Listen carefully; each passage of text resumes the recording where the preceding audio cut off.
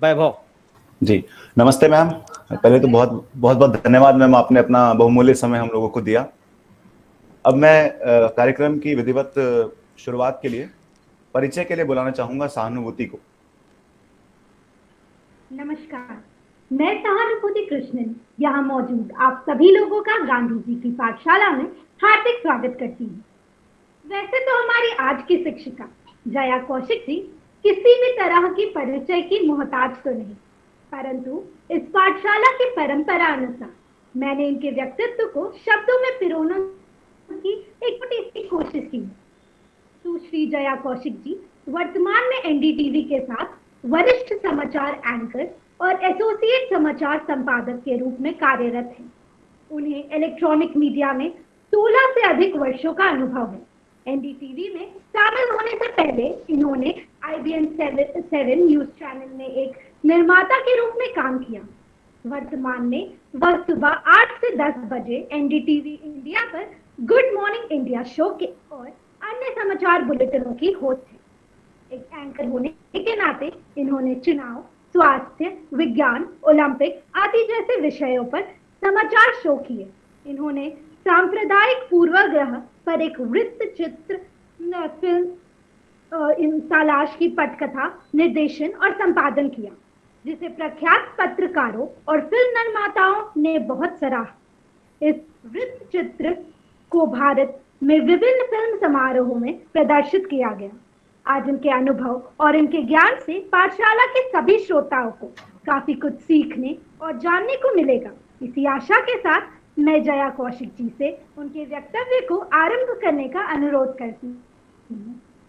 जी सहानुभूति, आपका, वैभव आपका, अनमोल और समस्त छात्रगण आपका बहुत बहुत शुक्रिया। सुभाष जी विशेषकर आपका बहुत बहुत शुक्रिया मुझे यहाँ आमंत्रित करने के लिए, इस फोरम पर सभी छात्रों के रूबरू होने के लिए। और आज बहुत सख्त जरूरत हो गई है एक संवाद कायम करने की, क्योंकि जो संवादहीनता हमारे समाज में जो कायम हो रही है उससे बहुत सी दिक्कतें आ रही हैं। तो ये बहुत जरूरी है हम किसी भी लेवल पे इंटरेक्ट कर पाए, ज्यादा से ज्यादा इंटरेक्ट करें और बहुत सी चीजें जो मन में उलझने हैं वो आमने सामने बैठ के दूर होती हैं। बातचीत से हर चीज जो है वो क्लियर होती है। तो सबका आपका बहुत बहुत शुक्रिया मुझे यहाँ आमंत्रित करने के लिए, बुलाने के लिए, मौका देने के लिए, छात्रों से बात करने के लिए, क्योंकि एक अरसा हो गया छात्र जीवन से अब बाहर आए हुए। लेकिन बेशक प्रोफेशनली अगर मैं कहूँ कि हम एक छात्र जीवन छोड़ के आए हैं, लेकिन आज भी हम छात्र ही हैं। तो यहाँ आपसे जब मैं मुखातिब हो रही हूँ तो आपसे भी बहुत कुछ सीखने को मुझे मिलेगा। और अपना छोटा मोटा अनुभव जो मैंने किया पाया है इस जर्नलिज्म की फील्ड में, पत्रकारिता में, वो मैं आपके साथ शेयर करूंगी। और मैं कोशिश करूंगी, क्योंकि आप सभी छात्र हैं, अलग अलग ईयर के हैं, फर्स्ट ईयर, सेकेंड ईयर के, और डिप्लोमा कर रहे हैं, और 5 ईयर का इंटीग्रेटेड अगर कोर्स है, तो आप, मैं चाहूंगी कि प्रैक्टिकली टेलीविजन में काम कैसे होता है, न्यूज एंकर का रोल क्या होता है, उसे क्या चैलेंजेस फेस करने होते हैं, उसकी क्या भूमिका होती है, उस पर हम थोड़ा बात करें। क्योंकि अलग अलग शख्सियतों से आप रूबरू होते रहे होंगे, उन्होंने अपने अनुभव शेयर किए होंगे। तो बीइंग अ टेलीविजन एंकर, मेरा पत्रकारिता का 16-17 साल का जो एक्सपीरियंस है, मैं वो बताऊंगी जर्नी कैसे स्टार्ट हुई और क्या क्या चीजें चैलेंजेस फेस करने होते हैं अगर आप टेलीविजन एंकर बनना चाहते हैं। तो ये जो सेशन होगा ये थोड़ा इंटरेक्टिव और उस तरीके का रहेगा। फॉर्मल पढ़ाइयाँ जो थ्योरेटिकल होती है वो आप लोग दिल्ली यूनिवर्सिटी में आपके बहुत अच्छे विशेषज्ञ एक्सपर्ट्स आते हैं, पढ़ाते ही हैं। मैं कोशिश करूंगी कि न्यूज रूम का जो एनवायरनमेंट रहता है, टेलीविजन चैनल्स का जो एनवायरनमेंट रहता है, जिस एनवायरनमेंट में हम लोग काम करते हैं, जो प्रैक्टिकली काम किए जाते हैं और थ्योरेटिकल से थोड़ा कितना अलग होते हैं, उससे मैं आपको थोड़ा सा वाकिफ करा पाऊँ, जिससे कि आप विजुअल मीडिया में काम करते हो तो विजुअलाइज कर पाए उन चीजों को। मेरी कोशिश ये होगी। तो शुरुआत कैसे की जाए, मैं ये बताना चाहती हूँ कि आपने मेरा इंट्रो दिया है यहाँ पर। शुरुआत कहाँ से हुई, जर्नलिज्म का ख्याल कहाँ से आया, जब मैं 10th स्टैंडर्ड में थी। और होता यह था कि घर का एनवायरनमेंट ऐसा होता था कि हर चीज से बहुत ही न्यूज सुनी जाती थी, अखबार पढ़े जाते थे, मेरे दादाजी हो चाहे मेरे पिताजी हो, तो अवेयर रहने की और बहुत इस तरीके का शौक था। धीरे धीरे ये हुआ कि कुछ भी आपके विचार आते तो आपको लिखने की एक हैबिट, आदत थी। तो उस टाइम पे नवभारत टाइम्स में एक कॉलम हुआ करता था जिसमें आपकी छोटी सी फोटो और आपके विचार छपते थे। तो वहां वो 10th स्टैंडर्ड में मैंने वो लिखा और मेरा आ गया। तो उससे एक इंस्पिरेशन मिली कि अंदर बहुत कुछ होता था, जितना भी करंट अफेयर से रिलेटेड होता था, मन में बहुत से सवाल, बहुत से लिखने का मन होता था। तो वहां से एक जर्नी जर्नलिज्म का दिमाग में ख्याल आया कि नहीं, मुझे ये करना है क्योंकि ये मेरे अंदर मन की इच्छा है। तो अगर आप जर्नलिज्म के स्टूडेंट हैं तो ये जर्नलिज्म का काम कोई और जॉब्स की तरह नहीं होता, बहुत ही पैशनेट है तो आप इसमें सर्वाइव कर सकते हैं, लॉन्ग टर्म जा सकते हैं, चाहे वो प्रिंट में हो, चाहे इलेक्ट्रॉनिक हो, चाहे रेडियो में हो या किसी भी उसमें हो। अगर जर्नलिज्म में रहना है तो आपको थोड़ा पैशनेट होना पड़ेगा, आपको अवेयर रहना पड़ेगा। तो इस तरीके से जर्नलिज्म की स्टार्ट हुई। मैंने पॉलिटिकल साइंस ऑनर्स किया था, बीए, और फिर मास्टर्स किया उसमें। मैंने 5 साल यहाँ पॉलिटिकल साइंस की पढ़ाई दिल्ली यूनिवर्सिटी से की। उसके बाद जामिया में MCRC, mass communication research centre, वहाँ एक एंट्रेंस होता है, उसमें डेवलपमेंट कम्युनिकेशन कोर्स था, उसमें एडमिशन लिया। 2-2.5 साल वो पढ़ाई करने के बाद मेरी पहली जॉब लगी। चैनल 7 हुआ करता था उस वक्त, जिसका नाम बाद में IBN 7 पड़ा, अब नेटवर्क 18, न्यूज 18 है वो। तो 5-5.5 साल वहाँ काम करने के बाद मुझे मौका मिला NDTV में काम करने का, और वहाँ 2010 अक्टूबर में मैंने NDTV ज्वाइन किया, और उसके बाद से वो अभी सफर जारी है NDTV में भी। और आप लोग कितने लोग देख पाते होंगे या देखते होंगे मुझे नहीं पता, न्यूज एंकरिंग सुबह का स्लॉट रहता है, सुबह 7 बजे से लेकर दोपहर 2 बजे तक में आपका चेंजेस होते रहते हैं। 2-3 घंटे करा, फिर आपने ब्रेक लिया, फिर 2 घंटे किया, इस तरीके से होता है। तो कल तक मैं एंकरिंग कर ही रही थी, आज मेरी छुट्टी है इसलिए आपसे खाते बोल रही। तो अगर आप टेलीविजन एंकर बनना चाहते हैं तो कुछ छोटी छोटी चीजों को आपको ध्यान रखना होगा। जैसे कि एंकर आप मान के चलिए कि वो हवा से उतर के आता है, ऐसा नहीं है। जैसे आप हैं, हम हैं, हमको बहुत से चैलेंजेस फेस करने होते हैं, क्योंकि जब आप लाइव एंकरिंग कर रहे होते हैं तो आपके पास बहुत बड़ी एक रिस्पॉन्सिबिलिटी होती है, क्योंकि चैनल ने आपको एक चेहरा पेश किया हुआ है, एक रिस्पॉन्सिबिलिटी दी हुई है, और आप जो भी बोलेंगे वो एक प्रसारण हो रहा है, बड़े लेवल पर जा रहा है, ना सिर्फ देश में सुना जा रहा है बल्कि बाहर कंट्री में सुना जा रहा है, और उसकी एक रिस्पॉन्सिबिलिटी होती है। आप जो भी शब्दों का इस्तेमाल करेंगे वो उसको ओन अप करेंगे, और कहाँ कौन से शब्दों का इस्तेमाल होना है उन बातों का ध्यान रखना होता है। तो एक टेलीविजन एंकर जब आप बनते हैं तो jack of all master of none, ये तो आप मान के चलिए, क्योंकि आप ये सोचे कि टेलीविजन में इतना वक्त नहीं होता कि किसी की आप इन डेप्थ बहुत किसी में नहीं जा पाते, लेकिन आपको पता सब चीजों का होना चाहिए। खासतौर से जैक ऑफ ऑल उस वक्त और ज्यादा इंपॉर्टेंट हो जाता है जब आपकी ब्रेकिंग न्यूज का सीन होता है, क्योंकि यहाँ आज आप एंकरिंग कर रहे हैं, आप मेंटली प्रिपेयर्ड है कि आज तो पाकिस्तान में जो है नेशनल असेंबली में यहाँ पर वोटिंग होनी है, तो बड़ी खबर ये होगी, या दूसरी खबर ये हो सकती है कि प्राइस राइज को लेकर कहीं प्रोटेस्ट हो सकता है, या तीसरी खबर ये आपके दिमाग में जहन में होता है कि अभी तक का अपडेट के मुताबिक ये है। लेकिन सडनली आप ये मान के चलिए ब्रेकिंग न्यूज सीन में कभी कुछ ऐसा हो जाता है कि कहीं पर कुछ घटना घट गई है, कोई हादसा हो गया है, इतने लोग दब गए हैं, या कहीं पर कोई पॉलिटिकल उसमें बड़ा फेरबदल हो गया है कि अभी हिमाचल प्रदेश में आम आदमी पार्टी के जो प्रदेश अध्यक्ष उन्होंने ज्वाइन कर लिया है बीजेपी वहां से। तो आप ये मेंटली प्रिपेयर हर चीज के लिए नहीं रह सकते, बस इस चीज के लिए मेंटली प्रिपेयर्ड रह सकते हैं कि आपके सामने जो चैलेंज आएगा उसको आपको फेस करना है। और जो एक टेलीविजन एंकर होता है उसको अपने आप को बहुत ही काम, कूल और जिसे कहते हैं ना कि प्रेजेंस ऑफ माइंड, वो रखना पड़ता है। इन बातों को अगर आप टेलीविजन एंकर बनना चाहते हैं तो इन बातों को आपको ध्यान रखना होगा। जैसे कि मैं एक उदाहरण दूं कि टेलीविजन एंकरिंग के लिए जब आप जाते हैं तो सबसे पहले आप ऑफिस पहुंचते हैं तो आप उससे एक रात पहले आप प्रिपेयर करते हैं कि क्या क्या अगले दिन की न्यूज बड़ी हो सकती है, तो उसके लिए आप थोड़ा बहुत प्रिपेयर करते हैं। जब आप पहुंचते हैं तो रन डाउन के लिए बहुत सी 4-5 लोगों की टीम्स होती है हमारी, जो डेस्क पे लिखने का काम करते हैं। कोई हेडलाइन लिख रहा है, कोई आज की क्या बड़ी खबर होंगी, फर्स्ट, सेकंड, थर्ड, फोर्थ, उसको डिसाइड कर रहा है वो डेस्क के लोग, प्रोडक्शन के लोग। कोई होता है कि जो स्टोरीज को वो विजुअल्स क्या चाहिए होंगे, क्योंकि कोई भी आप चीज अगर दिखा रहे हैं उसके लिए आपको विजुअल्स चाहिए होते हैं, उसके थ्रू आप अपनी बात कहते हैं। हाँ, अगर पेट्रोल पंप पे लोग पहुंचे हुए हैं, लाइन लगी हुई है, या वो परेशान है, तो उनकी बाइट्स चाहिए होती है, तो उसके लिए एक कुछ लोग होते हैं वो देख रहे होते हैं। तो एक पूरा टीम वर्क होता है। टेलीविजन पे भले ही एक एंकर आपको दिखाई देता है, लेकिन उसके पीछे मेहनत बहुत लोगों की होती है, ये मैं आपको बताना चाह रही हूँ। और हर काम, क्योंकि मैंने जब अपना करियर स्टार्ट किया था तो ऐसा नहीं है कि पहले दिन आपको कह दिया जाए कि आप एंकर हैं और आप बैठिए टेलीविजन के आगे आप बोलना शुरू कर दीजिए, ऐसा नहीं होता। तो 10-11 साल कम से कम मैंने अपने करियर का, ऑलमोस्ट 10 साल मैंने डेस्क पे काम किया है। उस दौरान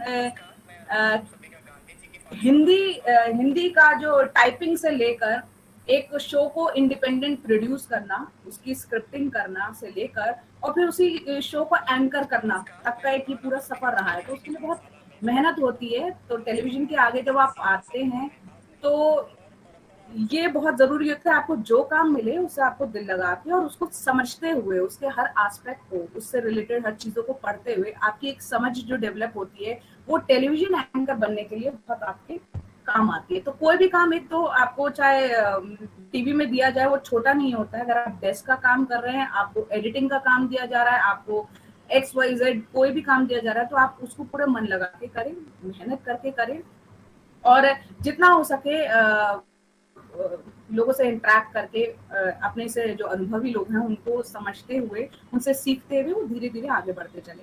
तो इस तरीके से मेरे करियर की जो शुरुआत हुई है, उसके बाद जो मैं प्रेजेंस ऑफ माइंड की बात कर रही थी कि एक एंकर के लिए काम रहना, कूल रहना, प्रेजेंस ऑफ माइंड बहुत जरूरी होते हैं। कुछ छोटे छोटे उदाहरण मैं आपको दे दूं। कई बार होता है कि डेस्क पे कुछ लोगों ने मान लो लिंक लिखा, जो एंकर को टेलीप्रॉम्प्टर, आप लोग वाकिफ होंगे मुझे लगता है टेलीप्रॉम्प्टर क्या है, कैसे काम करता है। मोदी जी का कुछ हुआ था तो उससे तो हो गए थे वाकिफ, उसके बाद तो सभी मैं मान के चल रही हूँ वाकिफ हैं कि टेलीप्रॉम्प्टर होता क्या है। तो टेलीप्रॉम्प्टर जो न्यूज एंकर के सामने, न्यूज एंकर अकेले अपनी दुनिया में बैठा हुआ, उसके सामने टेलीप्रॉम्प्टर है, कैमरा है, उसके सामने स्क्रिप्ट लिखी हुई है, आप हेडलाइन पढ़ रहे हैं या न्यूज पढ़ रहे हैं और आप ये मानिए कि आपके सामने चैलेंजेस, आपको मल्टीटास्किंग एक एंकर को आनी बहुत जरूरी है। क्योंकि एक तरफ आपके पास सोर्स ऑफ इंफॉर्मेशन बहुत सारे होंगे, आप स्टूडियो में भले ही अकेले हो, लेकिन आपके कान में पीसीआर, जो प्रोडक्शन कंट्रोल रूम से, पीसीआर से जो डायरेक्टर है वो आपको इंस्ट्रक्ट कर रहा होगा कि कहीं कुछ हुआ है, वो आपको उतना भी नहीं बता पाएगा, सीधा बोल देगा क्यू। हम लोगों को क्यू बोला जाता है, यानी कि आप बोलना शुरू कीजिए, ये हमको एक कमांड दी जाती है, राइट। एक आपको डायरेक्टर कमांड दे रहा होगा। एक फील्ड में जो रिपोर्टर है, सोर्स ऑफ इंफॉर्मेशन की मैं बात कर रही हूँ, कितना बम्बार्डमेंट होती है एक एंकर के पास। सोर्स ऑफ इंफॉर्मेशन आपके पास रिपोर्टर होता है जो कि फील्ड में होता है। कोई एक आपने सपोज न्यूज ली कि कोरोना में अब आपको मास्क पहनना अनिवार्य नहीं है। GDMA की एक बैठक हुई जिसमें कि ये ऑलमोस्ट सूत्रों के हवाले से खबर है कि डिसाइड हुआ है कि अब से मास्क पहनना दिल्ली में अनिवार्य नहीं, बल्कि यूं कह सकते हैं उस पर जुर्माना नहीं लगेगा। अनिवार्य तो आपको पहनना चाहिए, अपनी सेहत के लिए जरूरी है, आप उसको पहने। तो अगर ये खबर है तो उसमें आप मानिए कि आपके पास रिपोर्टर भी वहां पर है, आपके साथ गेस्ट मान लो एक्सपर्ट्स हैं, स्टूडियो में है या कहीं और से जुड़ रहे हैं, वो है। आपके पास पीसीआर कंट्रोल में डायरेक्टर आपको बता रहा होगा। इसके पास आपके पास जो है व्हाट्सएप पे उससे रिलेटेड जो भी इंफॉर्मेशन आ रही होती है, वो मेल के थ्रू आ रही होती है, व्हाट्सएप पे आ रही होती है, ट्विटर आपके पास खुला हुआ होता है, वो सोर्स ऑफ इंफॉर्मेशन होता है। तो आपको जो मल्टीटास्किंग की मैं बात कर रही हूँ कि काफी सारी चीजें एक साथ होती है जिनका आपको ख्याल रखते हुए आपको ये देखना होता है उसमें से क्या कोऑर्डिनेट करते हुए आपको जो बोलना है। क्योंकि आपके सामने वो जिनसे आप मुखातिब हो रहे हैं, व्यूअर आपके सामने नहीं होता, आपके सामने सिर्फ कैमरा होता है, तो व्यूअर को आप देख नहीं सकते। तो आपके सामने जो दर्शक गण है वो हर वर्ग का है। तो आप जब अपनी बात कम्युनिकेट करेंगे तो आप ये मान के चलिए एक साधारण से शब्दों में आपको इस बात को समझाना है लोगों को, जिसमें बच्चा भी हो सकता है, बूढ़ा जवान हर कोई हो सकता है, और आप मानिए कि थोड़ा कम पढ़ा लिखा भी हो सकता है और जो एक्सपर्ट है अपनी फील्ड का वो भी हो सकता है। तो एक पीसीआर से लेकर रिपोर्टर लेकर गेस्ट होते हैं, लाइव एलिमेंट्स होते हैं, सारी सोर्स ऑफ इंफॉर्मेशन के साथ जो मैं प्रेजेंस ऑफ माइंड की बात कर रही थी और जो मैं कहती काम और कूल रह के आपको समझते हुए और वो आपको न्यूज प्रेजेंट करनी होती है। एक छोटा सा उदाहरण, जैसे एक हमारे यहाँ एंकर हैं, उनका मैं नाम नहीं लूंगी, रवि जी छुट्टी पे थे उस दिन, काफी वक्त से छुट्टियों पे चल रहे थे वो, तो उसमें गलती से लिखा रह गया था, वो रात का 9 बजे का वो बुलेटिन कर रही थी, लिखा हुआ रह गया था उनका नाम। तो जब आप शुरुआत करते हैं बुलेटिन की, तो आप कई बार जो लिखा होता है रीड कर देते हैं। जब अगर एंकर का प्रेजेंस ऑफ माइंड ना हो तो वो रीड कर देगा। तो नमस्कार, मैं हूँ रवीश कुमार, उन्होंने उसकी शुरुआत ऐसे कर दी, जबकि रवीश जी छुट्टी पे थे और प्राइम टाइम वो कर रही थी और नाम अपना लेना चाहिए था, तो प्रेजेंस ऑफ माइंड की बात। लेकिन उन्होंने इतना अच्छे से, क्योंकि वो एक अनुभवी एंकर है, इतना अच्छे से उस चीज को उन्होंने संभाला। उन्होंने कहा कि नमस्कार मैं हूँ रवीश कुमार। अगर वो यहाँ होते, उन्हें तुरंत रियलाइज हो गया, उन्होंने कहा अगर वो यहाँ होते तो वो आपसे इस तरह मुखातिब होते हैं, हम जानते हैं आप बहुत वक्त से उनका इंतजार कर रहे हैं, वो छुट्टी पे चल रहे हैं, बहुत जल्द आपको सुनने को मिलेगा, नमस्कार मैं हूँ रवीश कुमार। बहरहाल प्राइम टाइम की हम शुरुआत करते हैं, तो उन्होंने ऐसे उसको संभाला। तो कहने का मतलब यह है कि प्रेजेंस ऑफ माइंड होना एक एंकर के लिए, टेलीविजन एंकर के लिए, क्योंकि आपके पास सोचने का वक्त नहीं होता। जब आप कैमरे के आगे बैठे होते हैं तो आपको, किसी भी एंकर को आपने ये नहीं देखा होगा कि सामने वो बैठा है और वो सोच रहा है उसके बारे में, उसे बोलना है। अभी मैं अगर परसों की बात करूं, मैं एंकरिंग कर रही थी, क्योंकि कई बार आपको होता है आप मशीन्स की दुनिया में भी आप काम कर रहे थे, मशीन्स जो है कभी भी फेल हो जाती हैं, टेक्निकल प्रॉब्लम बहुत बड़ी आ जाती हैं। तो हुआ ये कि मैं सुबह 8 से 9:30 तक लगातार एंकरिंग करते करते 9:20 पे ऐसा कुछ हुआ कि टेक्निकल फॉल्ट आ गया और मुझे कमांड मिली डायरेक्टर की तरफ से कि हम ब्रेक नहीं ले सकते। हम ब्रेक नहीं ले सकते यानी कि अभी जो विजुअल चल रहा है या जो खबर चल रही है, हम उसी पे रहेंगे जब तक कि हम चैनल पर कुछ नहीं कर सकते। तो वो 20 मिनट भी हो सकती है, 5 मिनट भी हो सकता है, वो 1 घंटा भी हो सकता है। तो आपको आपके अंदर वो कंटेंट होना चाहिए कि आप उस टॉपिक पे उतनी देर तक बोल सकें। आपके सामने कोई स्क्रिप्ट नहीं होगी, आपके सामने कुछ नहीं होगा, आपको धारा प्रवाह से उस बारे में बात करनी है, उस बारे में आपको बोलना है। तो ये जो चैलेंज और जो एंकर की भूमिका की बात हो रही है, उस समय एक बहुत टफ इसलिए हो जाता है क्योंकि मैं परसों की अगर जो बात आपको उदाहरण जो मैं दे रही हूँ उसमें यही हुआ था कि जिसका जिक्र मैंने पहले भी किया कि कोरोना जो है विजुअल्स चल रहे थे कि लोगों ने मास्क उतार लिया और सीपी के कुछ शॉट्स थे, लोगों ने पहन नहीं रखा है दिल्ली के मास्क, और इस समय ये हो रहा था कि डीडीएम में जो है इसको जुर्माना नहीं लगाएगी। तो आपको ये पता होना चाहिए कि कोरोना की शुरुआत, आपको पूरा बैकग्राउंडर ऑलमोस्ट क्लियर हो जाना चाहिए कि कोरोना शुरू हुए 2-2.5 साल हो गया, उस टाइम पे दिल्ली ने क्या कुछ झेला था, ऑक्सीजन की कमी उस दौरान हुई थी, फर्स्ट वेव कब आई थी, सेकेंड वेव कब आई थी, उस टाइम पे क्या कुछ हुआ था, फिर धीरे धीरे किस तरीके से हमारा वैक्सीनेशन प्रोग्राम बना, कितने करोड़ों लोगों ने अभी तक वैक्सीन लगा ली, उसका इम्पैक्ट क्या हुआ कि अब कोरोना जो ओमिक्रॉन आया वो उतना नहीं फैला, ओमिक्रॉन के अब नए वेरिएंट आ रहे हैं, अब जो है कैसे बूस्टर डोज की शुरुआत हो रही है और कैसे वो ओपन फॉर ऑल हो गया, अब स्टूडेंट्स का जो है अपना स्कूल जाना। तो आप ये मान के चलिए आपको कोई कुछ नहीं बताएगा, आपको अगर वो 20 मिनट हो, आधा घंटा हो, 1 घंटा हो, जब तक सिस्टम ठीक नहीं हो जाता आपको उस पर बोलना है। और ये टॉपिक ही सिर्फ मैंने एक एग्जांपल दिया है आपको कोरोना का, वो XYZ कुछ भी टॉपिक हो सकता है, कुछ भी कि भाई ईसी ने फैसला कर लिया है कि अब आज वो प्रेस कॉन्फ्रेंस होने जा रही है, 5 राज्यों में चुनाव होने, तो अब 5 राज्यों में वहां चुनाव जो होने वाले हैं वहां पर कितनी सीटें हैं, वहां कौन मुख्यमंत्री हैं, कौन कौन से मुद्दे हैं। तो आपको कहने का मतलब ये है कि आप ऑल द टाइम आपको हर चीज के बारे में थोड़ा थोड़ा बेसिक पता होना चाहिए एंकर को। इन डेप्थ किसी के लिए भी बहुत जाना मुश्किल होता है, जब तक कि आप किसी प्रोग्राम के लिए आप एक सर्टेन टाइम पे, शाम का आप कोई शो कर रहे हैं तो आप पे टाइम है, यू हैव एनफ टाइम कि आप उसके लिए इन डेप्थ चले जाए। टेलीविजन एंकर के सामने ये है कि जो आपका न्यूज बुलेटिन कर रहा होता है उसके सामने बहुत टाइम नहीं होता, लेकिन आपको प्रेजेंस ऑफ माइंड और कैसे हर वक्त थोड़े पढ़ते रहने की, मतलब कि जहां जो भी आपको इन्फॉर्मेशन हो, क्योंकि जो एंकर होता है वो 24 घंटे एंकर होता है। अगर सपोज आज मेरी छुट्टी हो, पाकिस्तान में क्या हो रहा है मैं अपना माइंड शट कर दूं कि अब 2 दिन बाद ही मैं देखूंगी, 2 दिन में तो पानी बहुत बह चुका होगा। तो जब आप 2 दिन बाद जब दफ्तर जाएंगे तो इतनी चीजें हो चुकी होंगी कि आपके लिए फिर दिक्कत होती है। तो आपको हर वक्त जो है इस चीज में दिमाग में रखना चाहिए कि आपके आसपास जो हो रहा है। और आजकल इतनी ज्यादा सोर्स ऑफ इंफॉर्मेशन है, ट्विटर की मैं बात कर रही हूँ, ट्विटर एक बहुत अच्छा माध्यम बन गया है। और अब तो खैर प्रधानमंत्री से लेकर या किसी भी मुल्क में जो है बड़े बड़े ऑफिशियल्स हैं वो सब उसका इस्तेमाल करते हैं। मैं भी ट्विटर पर हूँ, सब लोग होते हैं आजकल ट्विटर पे, और अपनी बात कहने का एक बहुत अच्छा फोरम है, और एक हर कोई एक पत्रकार भी बन गया है उसके जरिए। एक अगर आपने सीतापुर की न्यूज सुनी होगी, एक एक जनाब है जो बहुत ही गलत तरीके से भाषण दे रहे थे, नफरती बयान दे रहे थे, तो उसको लेकर कुछ सर्टेन न्यूज थी, हमने उसको एनडीटीवी पे दिखाया था कि क्यों नहीं अब तक कोई कार्रवाई हो रही, इस तरीके की बयानबाजी हो रही है, जबकि पुलिस वालों की मौजूदगी में ये सब चीजें हुई। उत्तर प्रदेश का यह मामला है। बहुत ही गलत तरीके से वो उस भाषा को हम टेलीविजन पे नहीं दिखा सकते, बीप करना पड़ता है और ये सब कुछ। तो ट्विटर एक ऐसी चीज है, और टेलीविजन एंकर का या फिर किसी भी जर्नलिस्ट का काम इतना रिस्पॉन्सिबिलिटी वाला होता है कि अगर आप कोई न्यूज शेयर भी कर रहे हैं तो उसको आपको क्रॉस चेक कर लेना चाहिए, क्योंकि आपका कहा हुआ, आपका शेयर किया हुआ बहुत लोगों तक जाता है और उसका इम्पैक्ट पड़ता है, और ये कहीं ना कहीं सोसाइटी सफर करती है अगर आपके माध्यम से कोई गलत चीज जाती है, मिस इन्फॉर्मेशन जाती है। तो ट्विटर पे ये इन जनाब ने जो बयान दिया था उससे रिलेटेड हमने जो न्यूज चलाई थी, तो मैंने टैग किया था यूपी पुलिस को किया था, और वहाँ के मुख्यमंत्री जो है योगी जी को किया था। 40 मिनट बाद के करीब एक खबर आई हमारे पास कि एफआईआर दर्ज हो गई है उन पर, जो आरोपी हैं उन पर।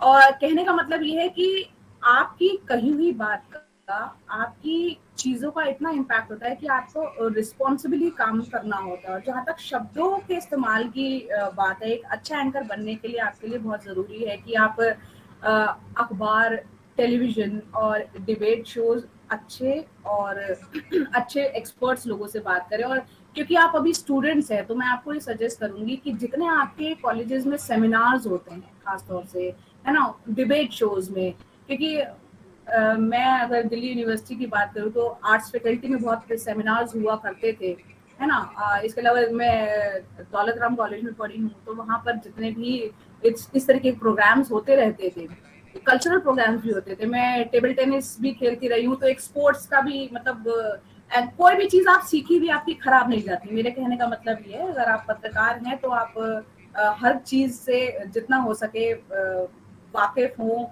जानने की इच्छा रखें। तो आप अब स्टूडेंट हैं तो जितने हो सके सेमिनार्स हैं, कल्चरल प्रोग्राम्स हैं, डिबेट्स हैं, इवेंट्स हैं, उसमें पार्टिसिपेट करिए, क्योंकि जो कॉन्फिडेंस, आपकी पर्सनालिटी जो बिल्डअप होती है वो इन्हीं डेज, इनिशियल डेज में जो आप लर्न कर रहे होते हैं, मिल रहे होते हैं, उन्हीं से होती है। बहुत से लोगों से आपका जो अनुभव, जो आप लोगों से मिलजुल के हासिल करते हैं, वो किताबी नॉलेज से वैसा अनुभव नहीं कर सकते। किताबी नॉलेज बहुत जरूरी है, उसके बिना काम नहीं चल सकता, लेकिन इक्वली उतना ही जरूरी है कि आपका एक्सपीरियंस होना, लोगों से मिलना जुलना। अब आप कैब में जा रहे हैं, दफ्तर से घर आ रहे हैं, अब कैब आपने ली तो उनकी, कैब वालों की क्या परेशानी है।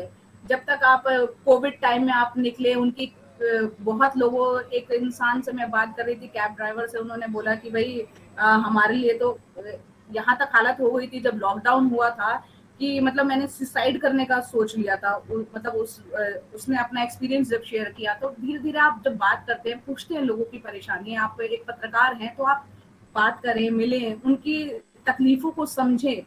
तो आप कहीं ना कहीं जब आप टेलीविजन एंकरिंग करते हैं तो आप बहुत सी चीजें समझ कर उन सवालों को अपने एक्सपर्ट्स के जरिए या अपने एंकर लिंक्स जो आप बात बता रहे होते हो जनता को, उनको आप शेयर कर सकते हैं। आज हम नींबू के दाम 350-400 रुपए किलो क्यों बता जा रहे हैं? आप सब्जी मंडी में जाएंगे, आपको पता होगा तो आप कुछ बता पाएंगे। तो कहने का मतलब है, अगर आप एंकर हैं, पत्रकार हैं, तो आप अपने आसपास के एनवायरनमेंट से अछूते ना रहकर आपको हर चीज के बारे में आंख कान नाक खुले रखने हैं, ये आप मान के चलिए।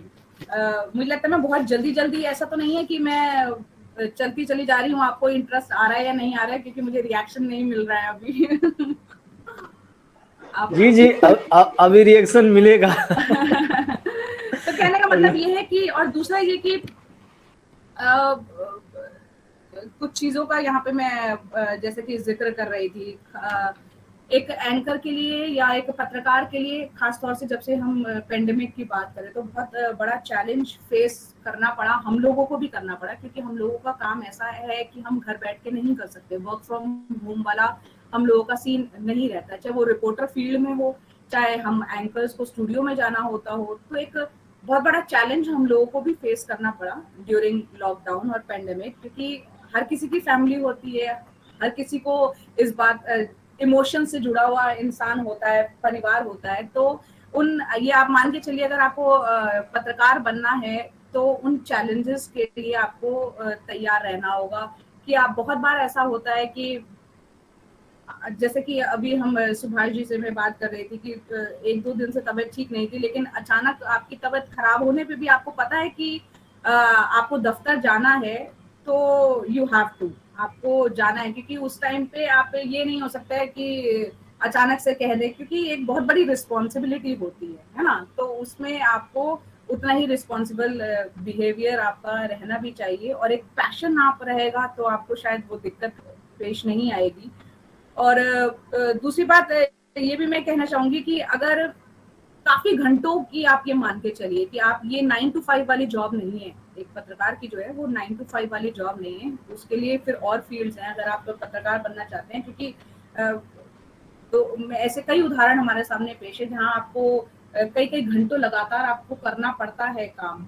2017 की मैं बात करूं, यूपी इलेक्शंस के टाइम की बात है, तब तक योगी जी का नाम कहीं दूर दूर तक नहीं था, और लगातार ये चल रहा था कि भाई 2017 में यूपी का चेहरा कौन होगा, मुख्यमंत्री कौन होंगे, नहीं पता था। तो फील्ड में एक हमारे सौरभ शुक्ला, वो नए नए रिपोर्टिंग उन्होंने शुरू की थी, वो थे। और कमाल जी, जिन्हें हम बहुत याद करते हैं, नहीं है हमारे साथ, वो लखनऊ से, वो हमारे साथ थे। और इधर से स्टूडियो में मैं थी यहाँ पर, और दोपहर 1 बजे का बुलेटिन था, मुझे पता है कि वो हमने शुरुआत की थी। करते करते बहुत ज्यादा ये चल रहा था कि इनका नाम भी चल रहा है, मनोज सिन्हा साहब का नाम चल रहा था, और वो वहां पे जाके पूजा अर्चना भी करके आ गए थे, और ऐसा लगा था कि शायद अब उनका ही नाम फाइनल हो गया है। मनोज सिन्हा को राजभवन से फोन भी आ गया था। जी जी जी। और वो पूरी तैयारियां ऐसी हो गई थी कि अब तो वही बनने जा रहे हैं। तो ये सब इतना हैपनिंग जब चल रहा होता है, तो आप ये देखिए कितना एक्साइटमेंट होता है। तो एक करते करते वो लाइव एंकर, आप ये मान कर चलिए, मैं 1 बजे स्टूडियो घुसी थी और मैं 9 बजे रात को नीचे उतरी हूँ। और तो कहने का मतलब, आपको बताने का मतलब ये है कि जब आप इस फील्ड में आ रहे हैं तो आप ये मान के चलिए दिन रात वक्त, वो आप थोड़ा, आप ऐसा नहीं है कि ये चीजें हर दिन होती हैं। कहने का मेरा मतलब ये है कि आप उन चीज के लिए मेंटली प्रिपेयर्ड रहिए। अगर आप इस फील्ड में आ रहे हैं तो ये प्रैक्टिकल चीजें जो है वो मैं आपको बता रही हूँ कि ये सब चीजें आती हैं।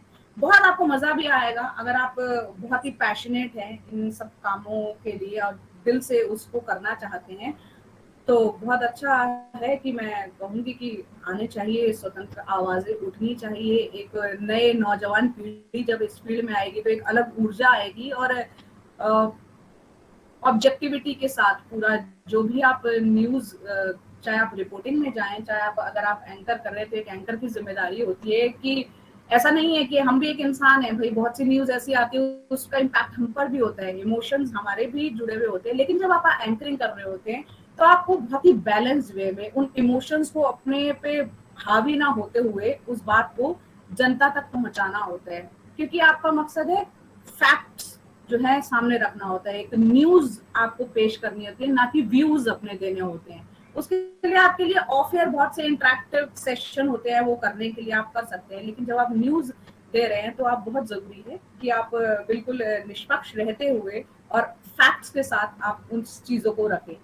दूसरा, एक अब एंकर आपको बनना है तो आपने देखा होगा बहुत से चैनल्स पे जो है डबल एंकर शोज होते हैं बहुत से। तो आप ये मान के चलिए जब आप एंकरिंग कर रहे हैं तो डबल एंकर कर रहे हैं या कुछ है, तो दूसरे एंकर को भी उतना ही आप स्पेस दे। एक स्क्रीन, अगर एक स्क्रीन टाइम आप शेयर कर रहे हैं तो एक अच्छा एंकर होने की पहचान ये होती है कि आप इक्वल एक टीम वर्क में काम कर रहे हैं, उनको भी उतना ही स्पेस दें। सवाल जवाब जब हो रहे हैं, गेस्ट से जब आप किसी शो में काम, कोई शो आप कर रहे होते हैं, जब आप गेस्ट से मुखातिब हो रहे हैं तो उनको रिस्पेक्ट दें। एक जिस तरीके से गेस्ट से बात करनी चाहिए, उनसे सवाल। अब आपने बहुत सा हाल ही में एक काफी वायरल हो रहा है वीडियो, आपने देखा होगा, रिपोर्टिंग करते हुए एक मोहतरमा पहुंची हैं हल्दीराम में, अगर आपने वो देखा होगा। तो वो तरीका नहीं हो सकता है किसी से भी सवाल जवाब करने का। तो एक भाषा की में संयम होना चाहिए, सादगी होनी चाहिए, सम्मान होना चाहिए। एक जब आप किसी को इंटरव्यू करते हैं तो वो चाहे छोटा हो बड़ा हो, किसी भी वर्ग तबके का हो, मायने नहीं रखता। आपका काम है सम्मान पूर्वक उनका सम्मान करते हुए सवाल पूछे। और कहने का मतलब यही है, छोटी छोटी ये सारी बातें जो मैंने बताई, अगर आप टेलीविजन एंकर बनना चाहते हैं या एक पत्रकार बनना चाहते हैं तो इन सब बातों को ध्यान रखें। और आपको अगर शौक है थोड़ा शेरो शायरी का तो ये सब चीजें आपको बहुत काम आती हैं।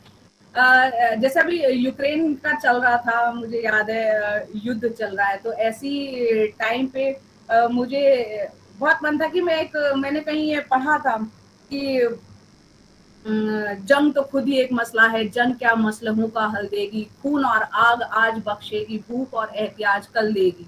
तो कहने का मतलब ये है कि आपका प्रेजेंस ऑफ माइंड भी तब काम करेगा, सब चीजें आप पूरा बेहतर एंकर बनने के लिए जब आप शायरी के प्रति भी ओपन रहेंगे कि ऐसा नहीं है कि ये मेरे फील्ड या मेरे को इसमें इंटरेस्ट नहीं तो मुझे बिल्कुल देखना ही नहीं, सोचना नहीं। तो आपके एरिया ऑफ इंटरेस्ट हो सकते हैं, किसी भी एंकर का होता ही है, किसी को पॉलिटिक्स में करने में बहुत अच्छा होता है, मजा आता है, किसी को किसी चीज में इंटरेस्ट बहुत आता है, लेकिन एक एंकर बनने के लिए, एक पत्रकार बनने के लिए बाकी सब चीजों को भी आपको अपने अंदर समाहित थोड़ा बहुत समझते रहना जरूरी है ताकि आप अच्छे पत्रकार बन सके। बाकी मुझे लगता है अब मैंने काफी कुछ, मैंने तो सुभाष जी से कहा था मैं 10 मिनट बोलूंगी, करते करते लेकिन बहुत वक्त ले लिया। आपने बहुत समय, करीब 20 मिनट के आसपास बोला। और मैं चाहूंगा कि कुछ लोग अपना चैट में नाम लिख दें। जया बहन ने कहा था कि बहुत कम समय तक वो ये बातचीत रखेंगे, और जया बहन ने इसी शर्त पे कहा कि फिर निकट भविष्य में हम फिर गांधी जी की पाठशाला में आएंगे। तो मैं वैभव से कहूंगा कि वैभव चैट में कुछ लोगों के नाम आ रहे हैं तो वो नाम ले ले।